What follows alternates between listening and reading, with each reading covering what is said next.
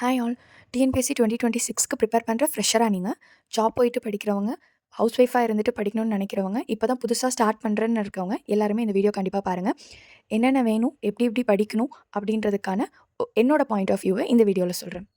இப்போ தான் நான் ஃப்ரெஷ்ஷாக ஸ்டார்ட் பண்ண போகிறேன், படிக்க ஸ்டார்ட் பண்ண போகிறேன் அப்படின்றவங்க, டிஎன்பிஎஸ்சிக்கு நான் புதுசு அப்படின்றவங்களுக்கான கரெக்டான டைம் இதுதான். ஏன்னா நமக்கு இன்னும் குரூப் 4, குரூப் 2 ரெண்டுக்குமே எக்ஸாமுக்கு 300+ டேஸ் கிட்ட இருக்குது. ஆல்மோஸ்ட் இயர் நமக்கு இருக்குது. அதுவும் இல்லாமல் நெக்ஸ்ட் இயர் எலெக்ஷன் இருக்குது. எலெக்ஷன் முடிஞ்சு வர எக்ஸாம்ஸ் அப்போ நமக்கு வேகன்சிஸ், ஜாப் வேகன்சிஸ் அதிகமாக வரதுக்கான சான்சஸும் அதிகமாக இருக்குது. ஸோ உங்களுக்கான அமேசிங் டைம், கரெக்டான டைம் இதுதான். ஸோ எல்லாரும் என் கூட சேர்ந்து படிக்க ஸ்டார்ட் பண்ணுங்கள். ஃபஸ்ட்டு சீனியர் ஆஸ்பிரண்ட்ஸ்க்கு சொல்கிறேன். எல்லாருமே ஆல்ரெடி படிச்சு முடிச்சிருப்பீங்க most of the syllabus. So revision பண்ண ஸ்டார்ட் பண்ணுங்கள். அதுவும் இல்லாமல் கண்டிப்பாக டெஸ்ட் பேட்சஸ் போட்டு பார்க்க ஆரம்பிங்க. அப்போ தான் உங்களுக்கு தெரியும் நீங்கள் எங்கே லேக் ஆகுறீங்க அப்படின்றது.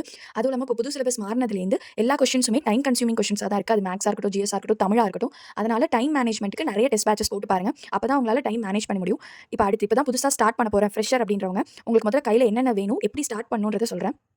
ஃபஸ்ட்டு நீங்கள் முதல்ல எந்த எக்ஸாமுக்கு ப்ரிப்பேர் பண்ண போறீங்களோ, அது குரூப் 2 இருக்கட்டும், குரூப் 4 இருக்கட்டும், அதோட சிலபஸை பிரிண்ட் அவுட் எடுத்து கையில் வச்சுக்கோங்க. புக் வைஸ் படிக்க எதா இருந்தாலும் சிலபஸ் வைஸ் படிக்க ஸ்டார்ட் பண்ணணும். ஸோ கையில் கன்ஃபார்ம் நீங்கள் எந்த எக்ஸாம் படிக்கிறீங்களோ அந்த சிலபஸோட பிரிண்ட் அவுட் வச்சுக்கோங்க.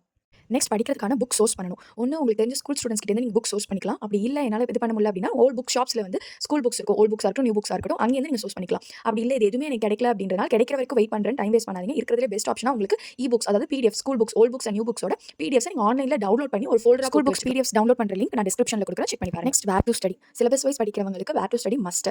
அதாவது நிறைய அகாடமிஸ் வந்து அவங்களோட யூடியூப் சேனலில் ஃப்ரீயாகவே where to study Tamil medium and both English மீடியத்துக்கு, பொது தமிழுக்கு, ஜென்ரல் சயின்ஸ்க்கு, மேக்ஸுக்குன்னு ரிலீஸ் பண்ணியிருக்காங்க. நீங்கள் அதை எடுத்து யூஸ் பண்ணி ஃபாலோ பண்ணிக்கலாம். அப்படி இல்லை எனக்கு எந்த சேனல் ரிலீஸ் பண்ணிருக்காங்கன்றது தெரியல, எது பெஸ்ட்டா இருக்குன்னு தெரியல அப்படின்னா நம்ம சேனலோட டெலிகிராம் லிங்க் டிஸ்கிரிப்ஷன்ல இருக்கும். அதாவது அதுல வேர் டு ஸ்டடியால சில அகாடமிஸோட அவ்வளோ டைம் கன்சியூம் இருக்கும் யூஸ் பண்ணிக்கலாம். லாஸ்ட் மினிட் ரிவிஷனுக்கு நமக்கு ரொம்பவே யூஸ்ஃபுல்லா இருக்கும். ஸோ எவ்வளோ டைம் எடுத்தாலுமே நமக்கு இன்னும் டைம் நிறைய இருக்கு.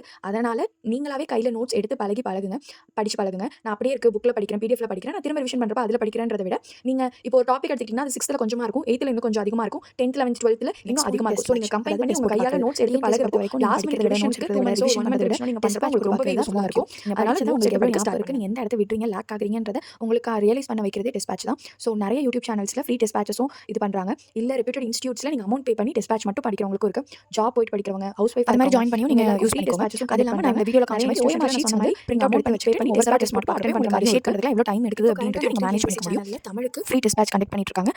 அதுக்கான லிங்க் வந்து நான் டிஸ்கிரிப்ஷனில் தரேன். வேணுங்கிறவங்க முக்கியமாக பண்ணி ப்ரீவியஸ் இயர் கொஸ்டினை ப்ராக்டிஸ் பண்ணி பார்க்குறது. நீங்கள் ஒவ்வொரு டாப்பிக்காக படிச்சு முடிக்க ப்ரீவியஸ் இயர் கொஸ்டின் எடுத்து அவ்வளோதான் படிக்க ஸ்டார்ட் பண்ணிருங்க. புது வருஷம் ஆரம்பிச்சதுலேருந்து படிக்க ஆரம்பிக்கிறேன் அப்படின்னு டைம் வேஸ்ட் பண்ணாதீங்க. இன்னிலேருந்தே படிக்க ஆரம்பிங்க. இத்தனை மணி நேரம் படிக்கணும், இவ்வளோ நேரம் படிக்கணும் அப்படின்றதுலாம் எதுவுமே கிடையாது. உங்களுக்கு எப்போ டைம் கிடைக்குதோ இதுக்கான டைம் நீங்கள் ஒதுக்கி வச்சுக்கோங்க. அந்த டைமில் கரெக்டாக அதை படிங்க. அது நீங்கள் வேலைக்கெலாம் போயிட்டு ஆஃபீஸ் காலேஜ்க்குலாம் நீங்கள் போயிட்டு வந்துட்டு உங்களுக்கு 1 hour கிடைச்சாலும் அந்த 1 hour கான்சென்ட்ரேட் பண்ணி நீங்கள் இன்றைக்கி என்ன முடிக்கணும்னு நீங்கள் வச்சிருக்கீங்களோ அதை இன்றைக்கி முடிச்சிருங்க. நம்பிக்கையோடு படிங்க, கண்டிப்பாக கிளியர் பண்ணலாம். என் கூட சேர்ந்து படிங்க. இது மாதிரி வீடியோஸ்க்கு நம்ம சேனலை சப்ஸ்கிரைப் பண்ணிக்கோங்க.